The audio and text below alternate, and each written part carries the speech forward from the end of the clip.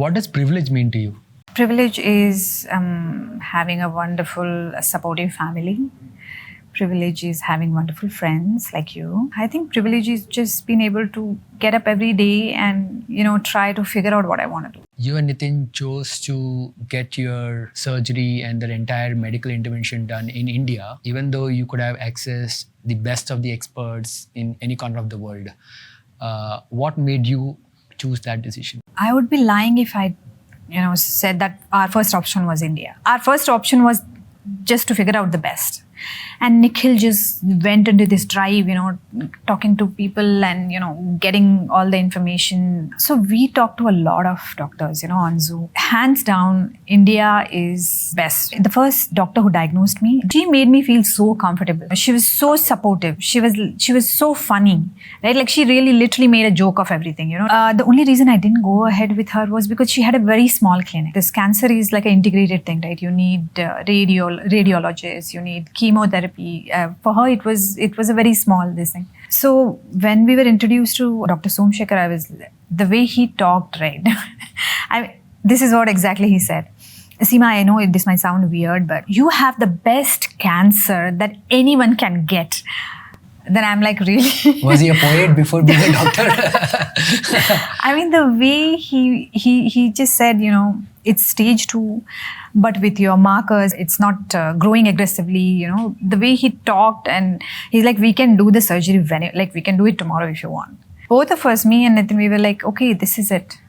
This is where we are going to do he made us feel very comfortable and very straight to the point. And clearly there is some notion that India is perhaps not the best, right?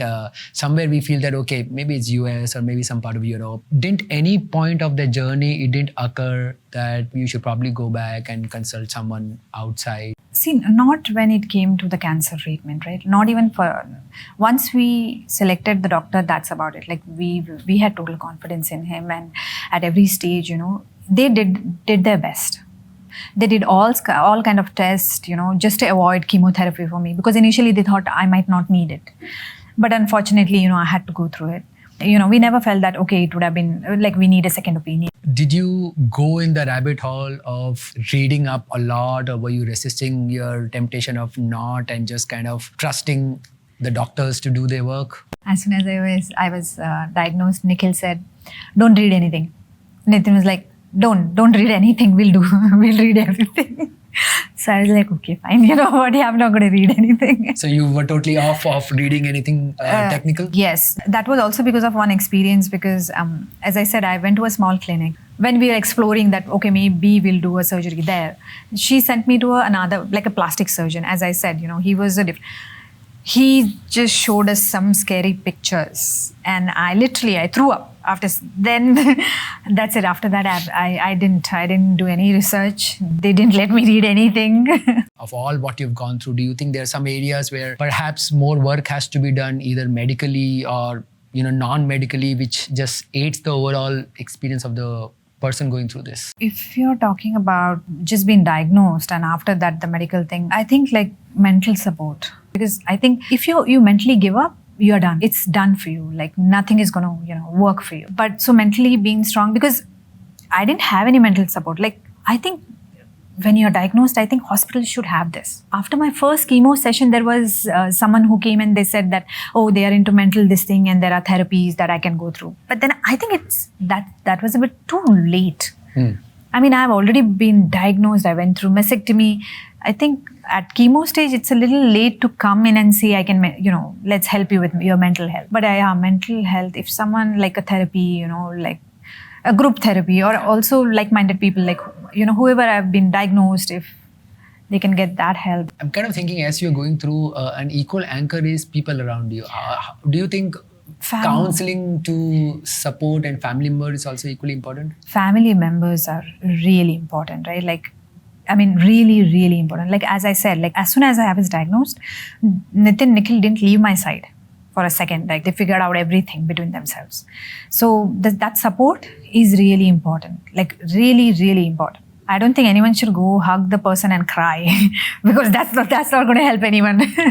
But just saying that you are there and taking charge. So what I was also getting is that, do you think counseling or mental guidance to the family member also kind of somehow helps in the overall experience, because family also for most often will get shocked and equal to the person who's going through this, right? And they also don't know how to react, and they also get panicked.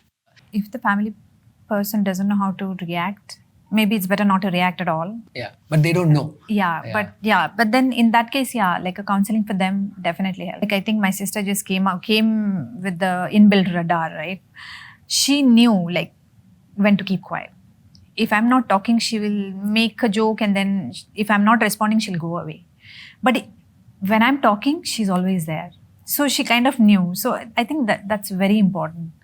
Just to know when to be there. Yeah, and if they can get help to deal with the situation. Like for Nitin, right? Nitin deals with situation by joking.